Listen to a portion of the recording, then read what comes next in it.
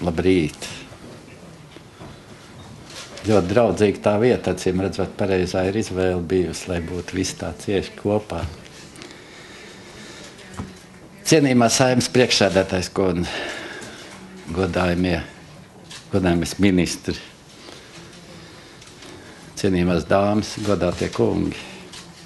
Man ir patiesa prieks sveikt jūs šajā konferencē, kur īpaši vērību un nozīme tiks piešķirt mūsu valstī tik aktuālam jautājumam, iekļaujoši sabiedrības attīstībai Latvijā. Dzird man pareizi. Mūsu sabiedrība ir veidojusies daudz gadsimtu garumā un dažādu vēsturisku procesu iespaidā, bet tieši pagājušais gadsimts lielā mērā ir noteicis to situāciju, kādā atrodamies pat labāk. 20. gadsimta notikumi vēl nepieredzētā mērā sanaidoja cilvēkus, sabiedrības slāņus, kopienas un tautas. Šis process aizsākās līdz ar tādu ideoloģiju strauju izplatību, kuras attaisnoja un pamatoja atšķirīgā noliekšana, turklāt noliekšana vardarbīgā veidā.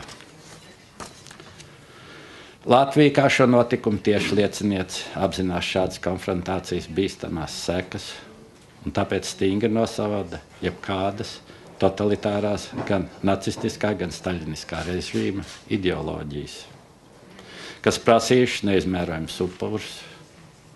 Otrā pasaules kara laikā pastrādātiem noziegumiem pret cilvēci nav noilguma.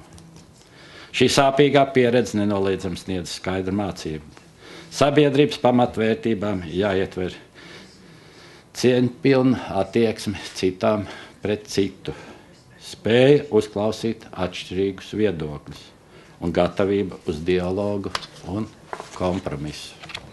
Diemžēl vēl tagad dažkārt izpauž vēlme griezt laiku atpakaļ un publiskā diskusijā izmantot totalitāro ideoloģiju elementus. Vēsturiskā pieredze rāda, ka pēc šādām īstermiņa uzvarām nāk dramatiskas ilgtermiņa sekas. Es aicinu atteiktos no dalījuma mūsējos un svešajos, jo mēs visi dzīvojam uz vienas zemes, kas ir mūsu valsts pamats.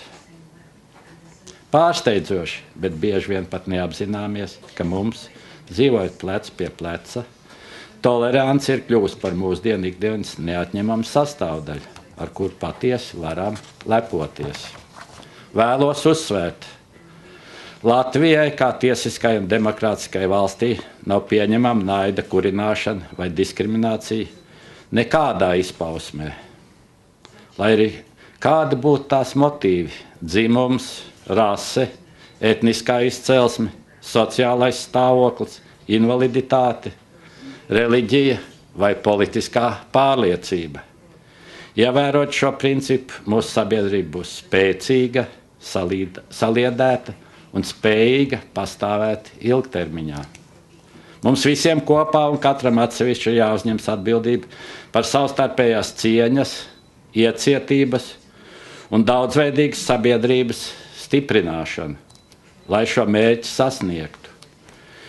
Joprojām ir daudz darāmā valdībai, politiķiem, izglītības un tiesību aizsardzības iestādēm un masu mēdījiem.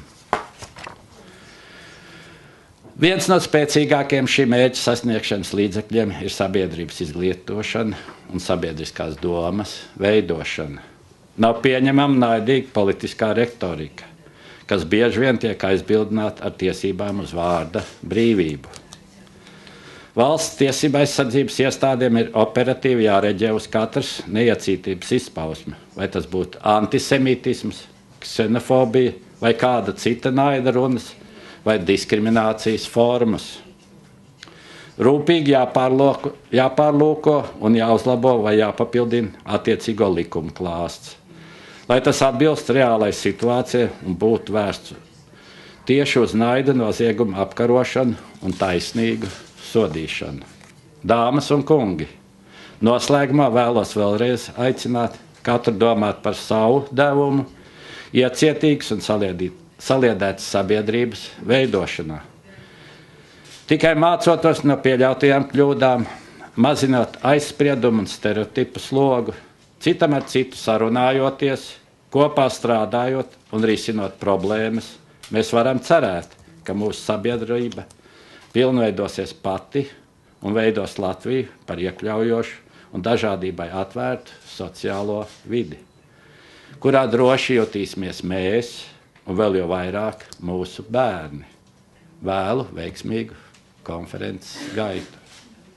Paldies!